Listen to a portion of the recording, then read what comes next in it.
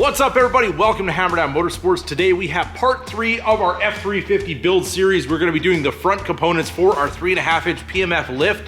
So let's get this thing torn apart and see what we're dealing with. So as far as I can see, we're going to be replacing these radius arms right here.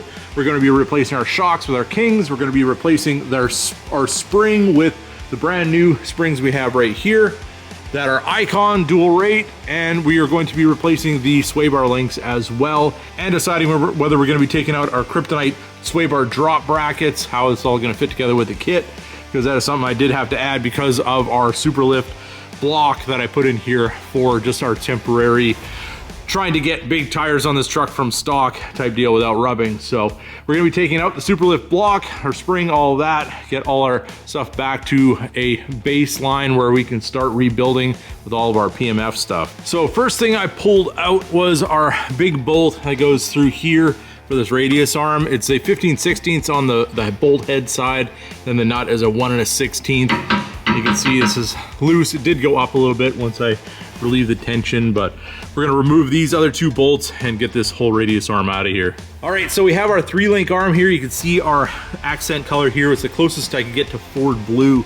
Actually looks really nice, and when it's dark, it actually looks black. So it's very nice contrast with the truck. It kind of ties in the blue ovals we have on the front and the rear of the truck.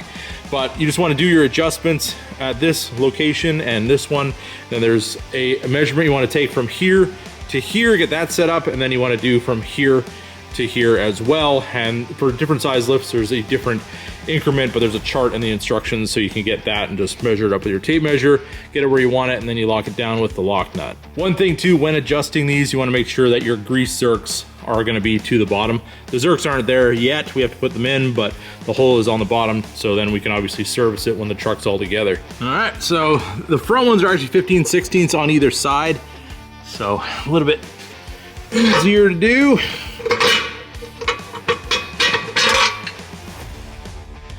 Bolts come out just like that. We do have our jack supporting the front here. So here you can see we have our radius arm out, and there's one thing, you are a little close to the diff here, so you have a nut on this side of it, but up here there's no nut to remove. It's actually welded onto the factory radius arm. See right that one right there, so you don't have to worry about putting anything on that side. Just run the bolt out of the top and you'll get that no problem whatsoever. And they do supply a nut for our new one, so just make sure that you start your bolt and then start that nut so you have enough clearance in there between the diff, be able to squeeze that in there. All right, so our 3-link is in. We have our bolts going from the outside to the inside. Everything's still loose, and I have our factory bolts here in the front, and you can see that we do have these brackets here towards the outside, or these gussets. So we have the pipes towards the inside of the truck as per the instructions. And as far as moving things around under the truck, we have our spin jack there, trans jack there, and another spin jack here under this yoke just to twist the diff up and down just so we can get all the holes to align properly. But we got everything in there, and look at the way that that makes this truck completely transform. I mean, that new star white sparkly powder coat, and then we have the two-tone with our overlays over here. Everything needs to be cleaned up, but this thing looks so much better than these big, look at these nasty old things that were on here. I mean, that's just stamped junk pretty well, and it'll probably flex quite a bit. And there's also rust starting on the inside of them. So this is all professionally welded and proper angles and reinforced. This is going to make this truck a whole lot stronger. Not only just doing the lift kit, which is why I really wanted to do a good lift kit. I didn't want to do something where you just drop down your factory radius arms or anything like that. But now pretty much all we have to do, we do have the shocks removed over here, so we will be able to drop the front diff down with our stands and our jack over here. And I'm just going to remove our sway bar links, so we're going to be replacing those anyway. Then we can remove the lift block and get our factory spring out of there and get those beautiful springs that have been sitting on my bench taunting me to see what they're going to look like in this truck. So can't wait. So here we have our lift block removed. That is the one that I put in. Then from the factory, it does look like this. So we're back to what we started with. I still got to remove the one from the other side. And then we do have our track bar just hanging by a zip tie, just so that's not binding up for us. And I actually dropped our drag link as well, so I can do a little paint work on that.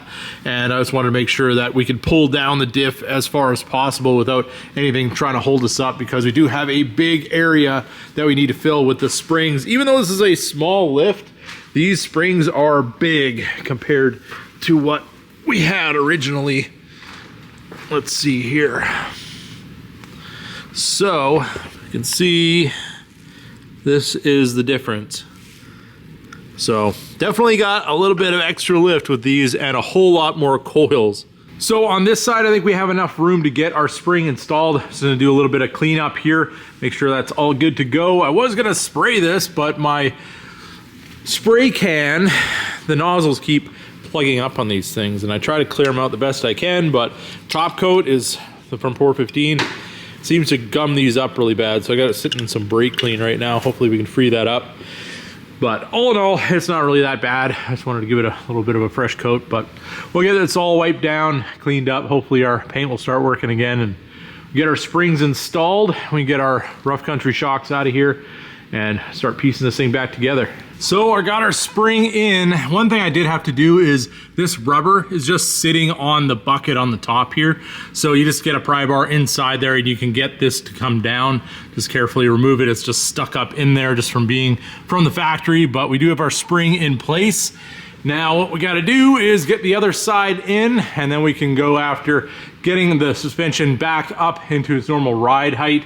And then we'll see what everything we need to do with that and get our shocks installed. All right, so after having the spring in a few different times, this is why I make these videos, because if I can help you guys get this done the first time, that's a win for me, because a lot of times if there's not a video out there, I like to make it just so people don't have to fight with this stuff, because most of the guys that are putting these lifts in, it's just a bunch of cinematics and them taking 1 or 2 bolts out, and you really don't see how any of this works. That's just a different style. I like to do it my way and kind of show you guys a little more of the technical end of things. But this spring has been on a couple times, you can see from my greasy handprints, and then I found that I did need to put this upper piece for our King shock reservoir underneath the isolator. That's the only way it's going to go up there. And yeah, so now we have it in for the last time. Hopefully isolator's all lined up the way we need it, and fingerprints will wipe off. That's no big deal. And now we can get our King put together and get everything installed as far as that goes. And there we go with our massive spring. And I mean, I always thought a 3.5-inch lift really wouldn't be all that much, but we've had to stretch this truck out quite a bit to get all this in here.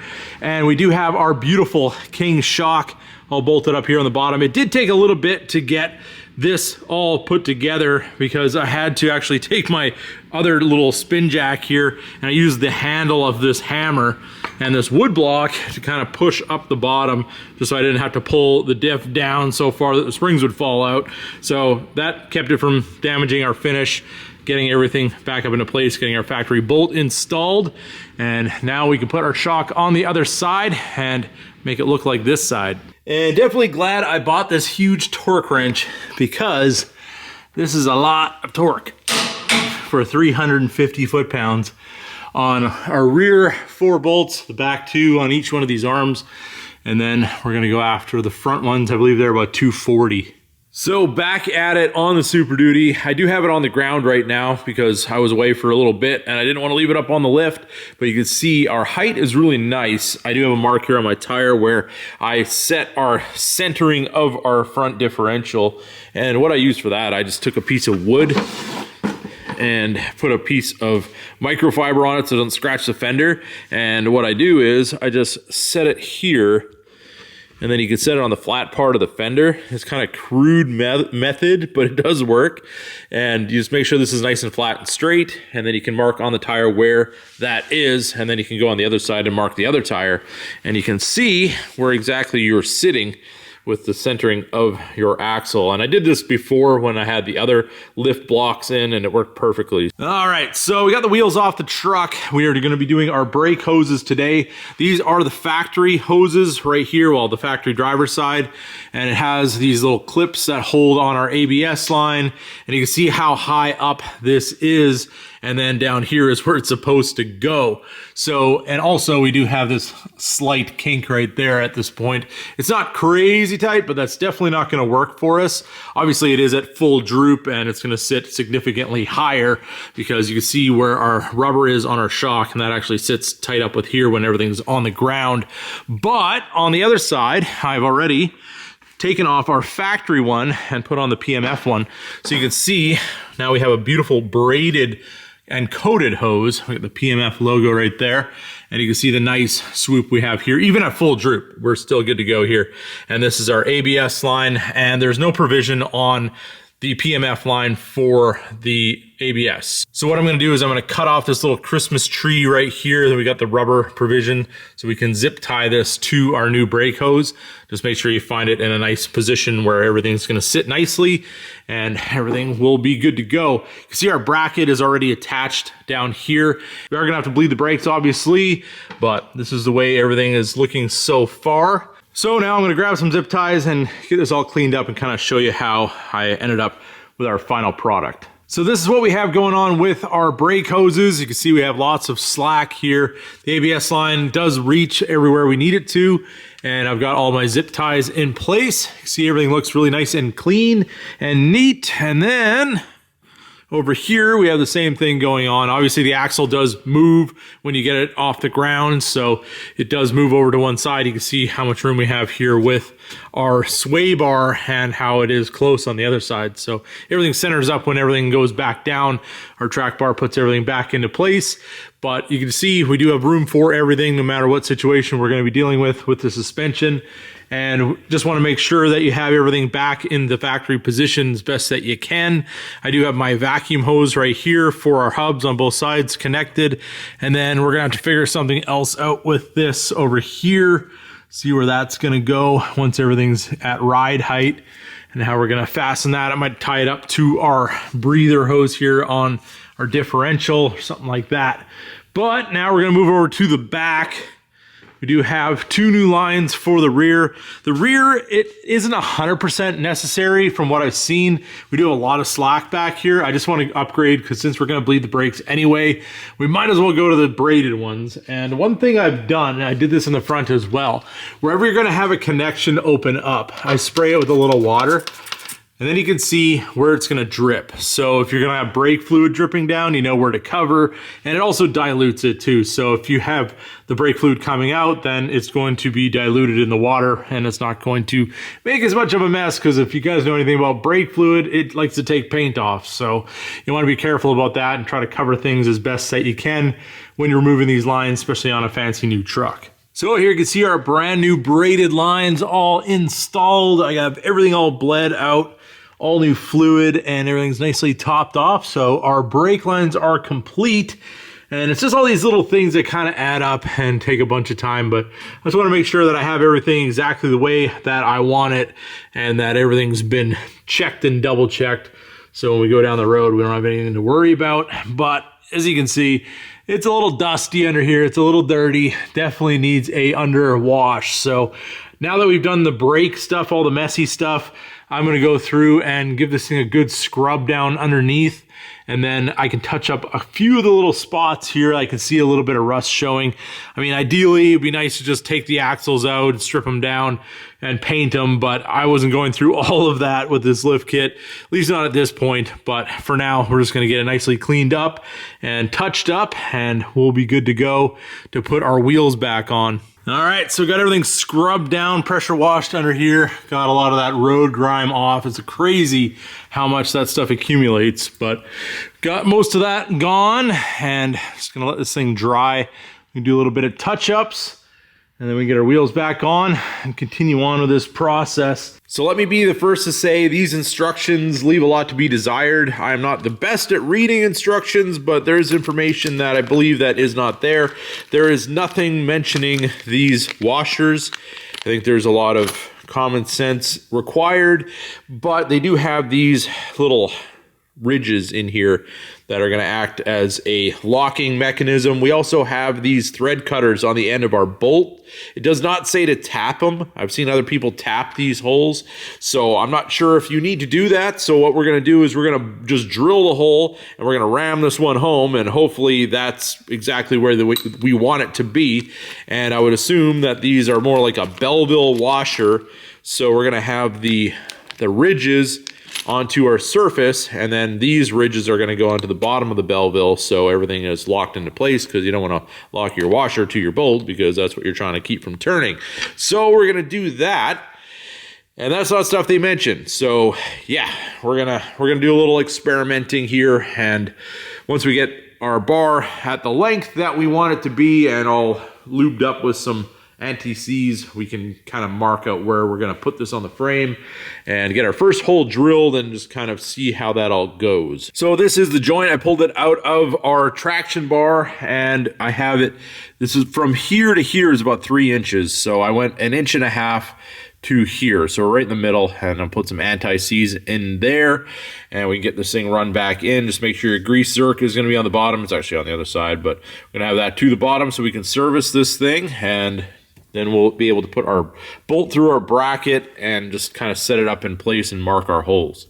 So there you can see we do have our traction bar laying on the ground. I have the bracket on the end, and I pushed it up to the frame, and I marked a couple of our soon-to-be holes in the frame with my paint pen, but I wanted to be sure that we're getting our mark in the center. So I got some of these from Harbor Freight. These are a transfer punch, and it actually fits the hole perfectly. So, and they're very cheap. They're only like $12 or something like that. So you can see when we put this in here, it's very snug to the hole, and it's going to get our center punch right in the middle, exactly where we want it. And I talked to PMF because I didn't see it in the instructions that you want to drill these out to 7/16. So 7/16 hole, and then these will thread in for us. So that's what we're going to go after, and we should be good to go. All right, so you can see our bracket down here. We have this one just nicely snugged up. I'm gonna have to torque it now, but we have 2 bolts going up on those front and rear holes on our bracket, then the 2 in the side. It did take a little bit of time. Rapid tap is your friend when you do these. Do a pilot hole. I did a smaller hole, and then I did the full size 7/16 hole to be able to do our tapping bolts to get this all together. But a little bit of patience and you'll get there.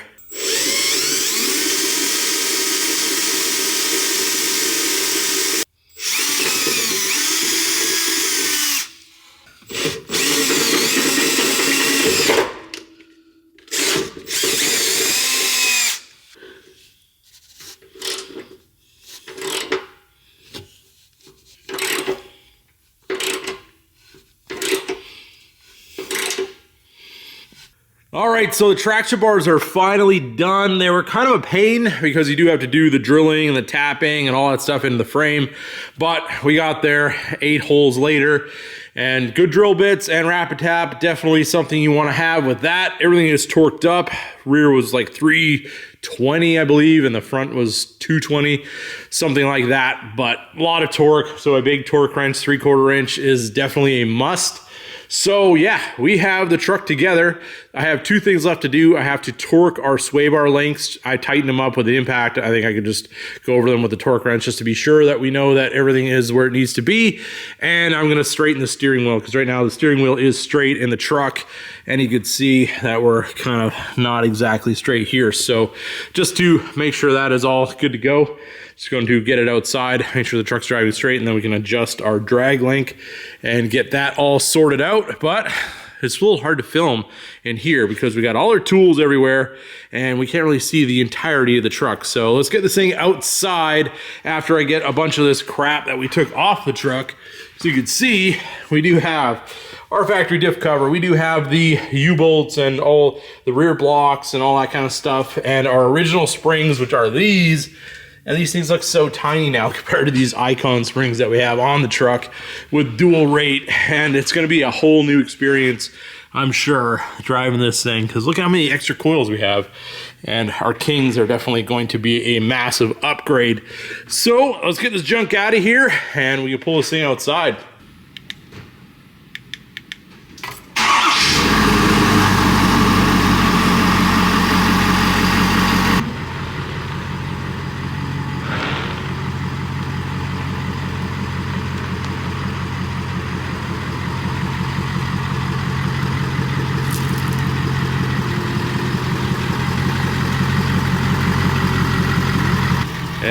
Look at that, shining beautifully in the sunlight.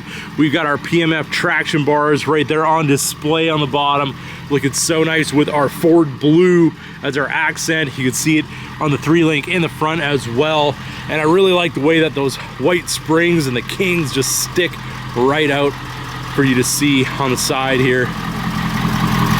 And I didn't put any stickers on the side of the King, so I think just the way that brushed is looks really nice. And it kind of goes along with the whole theme of the truck. So we got the satin in the front for the platinum, and then we got the chrome, and then we have all the blues and the white, and everything kind of just flows together for it. And I just think it looks absolutely awesome. Here's a little shot of the driver's side. You can see with 35 1250s, I think we could go a little bit bigger. I mean, these tires, they do fill it out a little bit, but I think we can go up one size. I think we can go up to a 37 with these. I'm gonna actually turn the wheel all the way to one side, and we'll see exactly how close we are. The mud flaps as well is something that I've been considering, maybe getting something different. So definitely drop in the comments if you guys have any suggestions for a different mud flap. I know there are a few other brands out there. It's nothing I've really been concrete set on, but I guess sometimes you just gotta order something and see how it looks when you get it in person.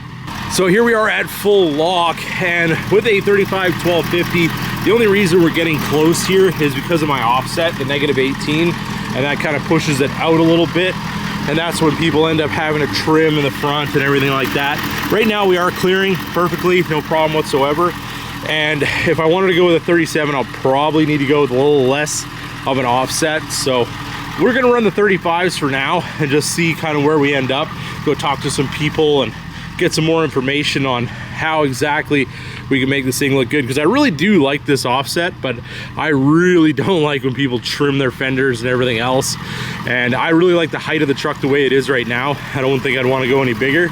So that's kind of where we're at. But drop in the comments, what should we do? Should we get some different wheels and go with a 37? Maybe a little more of a tuck look, but guess we'll have to see. All right, so first impressions, the steering does feel a little tighter with the Kings instead of the Rough Country as far as our steering stabilizer shocks go. So that's nice, really good feedback and everything like that. And just pulling out, you do get a little more tire spin a little quicker because of the traction bars. It does keep that axle from wrapping and takes up a little bit of that looseness, I guess, of your rear end with the leaf springs, and tightens everything up so you can keep that traction onto the tires a little bit more. But I mean, I'm absolutely loving the way this thing rides. Everything's nice and smooth, no noises, nothing like that. Everything's doing exactly what it's supposed to, and can't wait to drive this thing more.